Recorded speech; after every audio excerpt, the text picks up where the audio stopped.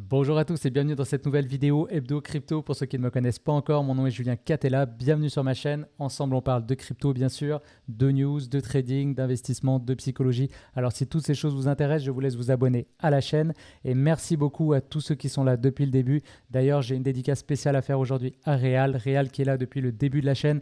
Merci à toi, merci pour tes feedbacks. Je l'apprécie énormément. Alors aujourd'hui, vous remarquez que j'ai investi dans un nouveau micro. Donc j'espère que vous apprécierez le nouveau son.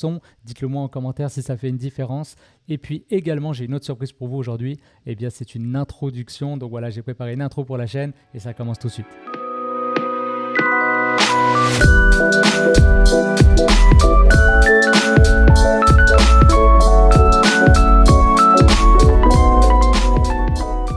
Et voilà, j'espère que vous avez apprécié la nouvelle introduction. Alors, on se retrouve sur le graphique du Bitcoin contre le dollar américain en weekly comme d'habitude.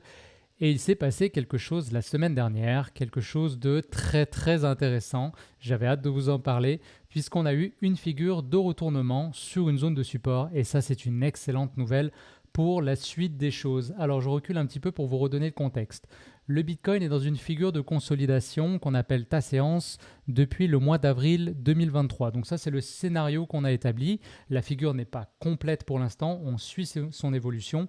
Si jamais on avait quelque chose qui arrivait qui invaliderait cette figure-là, on partirait sur un nouveau scénario. Mais pour l'instant, le scénario, il tient la route. C'est-à-dire qu'on a un prix qui a formé une première correction. Donc ça, c'est ce qu'on appelle la tasse. On a eu un prix qui est allé chercher initialement les 31 000, qui est redescendu au plus bas sur les 24 800, qui est remonté donc sur le pivot. On a eu ensuite un prix qui a stabilisé autour de ce pivot-là. Donc à ce moment-là, tout le monde se demandait est-ce qu'on va faire des nouveaux plus hauts, puisqu'on avait un Bitcoin qui était rentré dans une tendance haussière, d'accord. Donc à ce moment-là, on attend toujours des nouveaux plus hauts, mais ce n'est pas arrivé. On a eu une deuxième correction. Donc ça, c'est la deuxième partie de la figure, c'est ce qu'on appelle la anse. Donc la anse, normalement, c'est une correction qui est moins profonde que la première, mais ça peut arriver, et c'était le cas d'ailleurs ici. On a eu une correction qui était similaire à la première, avec d'ailleurs une forte stabilisation sur le support, donc le niveau du bas. D'accord. Donc là, ce qui s'est passé, c'est qu'on a eu une figure de retournement. Donc ce qu'on peut imaginer, c'est que le prix va remonter sur le pivot des 31 000. Et si ça arrive, on aura la anse qui va être complètement formée. Suite à ça, ce qu'on va espérer voir, c'est tout simplement un prix qui va stabiliser autour justement de ce pivot des 31 000 $ avec une contraction des volumes. Donc une contraction des volumes, c'est tout simplement des volumes qui sont en diminution. Et à ce moment-là, il ne manquera plus qu'une seule chose pour que la figure soit complète, c'est ce qu'on appelle un breakout. Donc c'est ce que j'ai déjà dessiné ici, un breakout. Nous, on le time plutôt, fin d'année, j'y crois pas trop. Je pense que ça sera plutôt l'année prochaine. On verra si c'est en début d'année, milieu d'année, voire fin d'année si on part sur autre chose. Mais en tout cas, je dirais le plus probable, début, milieu d'année prochaine. Aussi au niveau de la cyclicité de Bitcoin, il y a beaucoup de choses qui coïncident. On a toujours, encore une fois, j'en ai parlé sur la chaîne, des news autour de l'ETF Spot Bitcoin. Donc il y a pas mal de choses qui sont en train de se dessiner et ça pourrait concorder tout simplement. Alors rappelez-vous que le graphique, il intègre toutes ces informations-là macroéconomiques et vous avez juste voir regarder le prix et ensuite à établir des scénarios statistiques de dire quelle est la plus forte probabilité. Est-ce que c'est que le prix monte ou est-ce que c'est que le prix descende ou est-ce que c'est que le prix stabilise parce que pour l'instant, personne ne sait ce qui se passe. Donc là, lors des semaines dernières, c'est vraiment ce qui s'était passé. Tout le monde était en grosse indécision. Est-ce qu'on redescend plus bas? Est-ce qu'on remonte? Donc on a eu quand même 1, 2, 3, 4 semaines complètes d'hésitation avant finalement la fameuse figure de retournement. Voilà, donc je vais rentrer un petit peu dans la bougie tout à l'heure. Ça va me permettre de faire un petit point chartisme. Je veux juste vous montrer, parce que là j'ai parlé d'une cassure avec un fort volume, à quoi ça peut ressembler? Eh bien ça peut ressembler à ça, un fort volume. Donc là c'est exactement ce qui s'était passé d'ailleurs. On en avait parlé également sur la chaîne le 13 mars 2023. On avait eu, en tout cas la semaine du 13 mars 2023, je vous rappelle qu'on a un weekly, on a eu une forte cassure et on a eu là un pic de volume. Donc à ce moment-là, on savait que le breakout, c'était un vrai breakout, c'était pas du fake.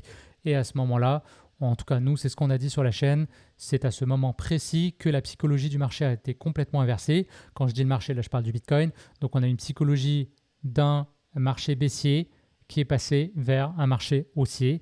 Mais la hausse ne s'est pas faite en ligne droite. Et d'ailleurs, je l'avais dit également sur la chaîne, Moi, j'aime pas quand on a des rebonds et des hausses trop fulgurantes parce que souvent, c'est des mouvements qui vont pas trop se prolonger dans le temps. Donc, c'est difficile de construire une position sur un mouvement qui est trop violent comme ça. Mais là, ce qui se passe en ce moment, c'est parfait, c'est-à-dire qu'on a une consolidation, on a vraiment des niveaux importants qui sont travaillés, on a des zones d'accumulation, donc on a vraiment des investisseurs qui sont en train d'acheter, acheter du Bitcoin. Et si tout se passe comme je viens de le dire précédemment, on aura un très très beau bull market, là, le fameux bull market. On en parle comme si c'était l'arrivée d'un saint sur terre. Donc si tout ce que je viens d'expliquer se produit, ce sera pour moi officiellement le lancement du bull market. Voilà.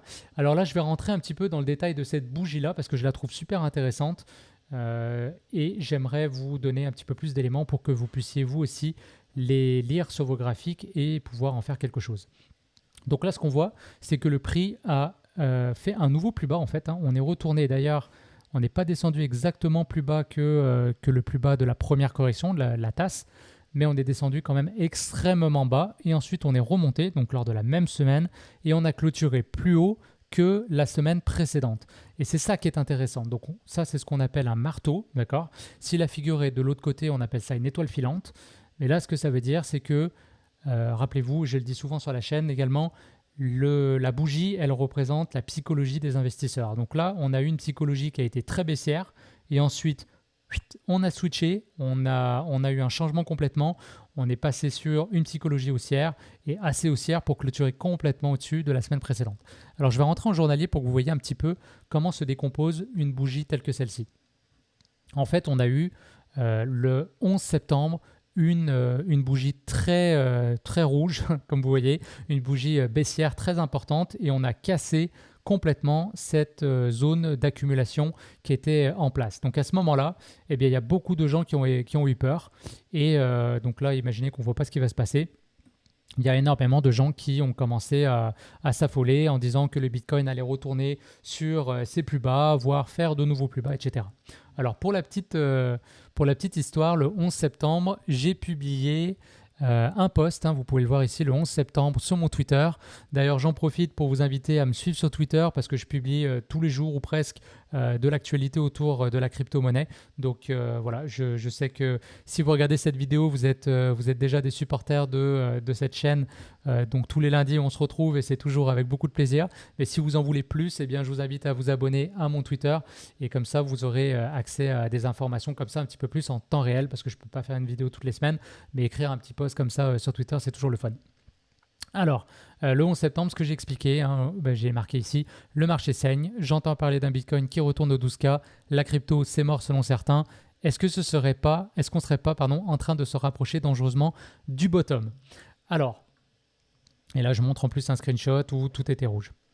Ça, c'est quelque chose que j'explique souvent également. Vous devez toujours agir à contre-courant par rapport à ce que les investisseurs font. Et quand je dis les investisseurs, là, je vais parler plutôt pas de la smart money, parce que la smart money, justement, ils font ça, ils vont toujours agir à contre-courant, mais il faut toujours agir à contre-courant des médias de masse ou des réseaux sociaux, etc. Donc quand tout le monde vous dit rouge, vous devez commencer à penser vert et quand tout le monde vous dit vert, vous devez commencer à penser rouge et prendre vos profits. Donc on retourne sur le graphique, le 11 septembre, eh bien c'était ça. Et puis, comme je l'avais dit, plus ou moins, j'avais dit, à mon avis, ça sent le plus bas, et c'est exactement ce qui s'est passé. La journée suivante, on est complètement remonté. Donc là, ce que ça veut dire, c'est qu'il y a plein d'investisseurs qui se sont fait piéger. C'est ce qu'on appelle un bear trap. Tout le monde pense que ça va chuter, tout le monde vend. Et en fait, les malins, la smart money, ils vont profiter de cet afflux de liquidité pour racheter des positions. Donc là, c'est vraiment, ils sont allés chercher de la liquidité pour lancer le mouvement à la hausse. Et là, on verra, on va suivre ça, mais un retour probablement au pivot des 31 000 $. Donc voilà, ces bougies-là, journalières, en weekly, ça donne quoi? Ça donne ça. Donc super intéressant. Personnellement, je suis un grand fan de ces bougies-là parce qu'elles sont statistiquement très fiables. Donc voilà, tout simplement. Et en plus, parce que si c'était juste la bougie, c'est pas suffisant, c'était sur la zone de support, une zone de support qu'on avait identifiée ensemble et on a eu vraiment en fait ce qu'on appelle un double bottom, c'est-à-dire hop, première montée, boum, deuxième montée et là on est reparti. Donc ce plus bas là, il est validé. Donc on est sur un double bottom À mon avis, c'est très très bon signe pour ce qui s'en vient. Donc voilà, d'ailleurs, on regarde un petit coup sur la droite ici, on voit que tous les projets sont dans le vert. Donc l'Ethereum 1% 90. On a le Solana qui est à 5,69 aujourd'hui. Donc c'est une belle journée pour Solana. On va rentrer là en journalier pour voir un petit peu plus. On a une très belle journée pour Arbitrum qui rattrape un petit peu. Arbitrum avait corrigé un peu plus que Optimism. Donc là, c'est des projets qui sont assez similaires sur le layer 2. Donc là, je vois qu'il rattrape un petit peu son retard. On a Stax aussi, très très belle journée pour Stax. Je crois que tout à l'heure, il était à peu près à 10% de hausse. Donc là, il corrige un petit peu, mais très très belle journée, pic de volume. Donc ça, c'est super intéressant. On a Injective également qui avait bien monté aujourd'hui. Donc là, on va voir ce qui va se passer. On a le Link, très très belle journée. On est à 8,74%. On a même cassé ici le niveau super trend. Donc ça, c'est super intéressant. Petite parenthèse d'ailleurs, je vous parle des fois du super trend. En tout cas, vous le voyez toujours sur mes graphiques. Si vous souhaitez que je fasse une vidéo complète sur cet indicateur que moi j'aime bien utiliser, dites-le moi en commentaire. Ça me fera plaisir de prendre un petit peu plus de temps pour en parler. Et voilà, bon, bah, c'est pas mal ça. Je pense qu'on a fait le tour. Pas la peine de faire une vidéo plus longue. Je pense que l'essentiel est dit aujourd'hui. Donc voilà, semaine en résumé très positive la semaine dernière. Moi, je pense qu'on va être sur une semaine plutôt haussière à mon avis. Donc voilà, on va peut-être pas partir d'un coup. Encore une fois, attention, on pourrait très bien revenir tester ce bottom. Ne partez pas en fou en trading. Encore une fois, moi je ne suis pas habilité à vous donner des conseils. De toute façon, je ne recommande pas le trading nécessairement. Ou alors si vous êtes déjà très expérimenté dans votre parcours, que vous souhaitez prendre certains paris avec un money management qui est très strict, qui est très suivi, éventuellement pourquoi pas. Mais à mon avis, à cette phase-ci du cycle haussier, je recommande plutôt de faire du DCA. Donc j'en parle tout le temps. DCA, c'est le dollar cost averaging. Donc concrètement, vous allez investir tranquillement, construire vos positions et puis tout simplement attendre de voir ce qui se passe, attendre une validation plus importante pour là éventuellement ou réempiler ou ouvrir des trades, des choses comme ça. Dernière chose quand même que je voulais dire, sur Injective, j'en ai parlé la semaine dernière, je disais qu'avec les niveaux de Fibonacci, donc je vous renvoie à cette vidéo, si vous ne l'avez pas vue, j'ai parlé de l'indicateur du retracement de Fibonacci qui permet d'établir des zones. On voit ici, moi je vous avais expliqué que j'attendais potentiellement le retracement de 50%, le 0,5 pour ouvrir, j'avais déjà ouvert un petit peu sur Injective mais pour renforcer ma position. Et au vu donc de la clôture hebdomadaire de ce qui s'est passé et de la remontée ici sur Injective également qui a suivi le mouvement du Bitcoin, j'ai décidé finalement de réempiler plus haut que ce que j'avais dit. Donc j'ai racheté autour des 7 $, des 7 $ symboliques. Donc là aujourd'hui on est au-dessus de ce prix-là. Et ça c'est une petite parenthèse que je voulais faire également. D'ailleurs vous voyez ici qu'on a probablement une tasse également qui va se former. On suivra ça ensemble pour le fun. Donc là, on serait dans la formation de la anse et on voit que là, la correction a été moins profonde que la tasse. Et ça, c'est ce qui arrive le plus souvent. Un Bitcoin, ça a été vraiment une anse assez grande. Donc ça, c'est moins probable statistiquement, mais ça l'arrive. Donc voilà, je retourne sur Injective.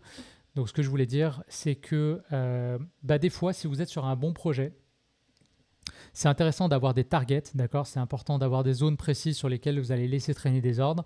Et il faut respecter vos plans d'investissement. Mais il va arriver des fois où le marché va vous montrer autre chose. Donc moi, ce que j'ai décidé de faire, plutôt que de m'entêter sur un chiffre que j'avais établi, je me suis dit, c'est un projet qui m'intéresse. Et un projet qui m'intéresse, le racheter 4-5% plus haut, là encore, une fois, on a une espérance de gain qui est très très haute parce qu'on est sur de la crypto. Moi, l'injective, je peux imaginer assez facilement un 10x ou un 20x sur ce projet-là.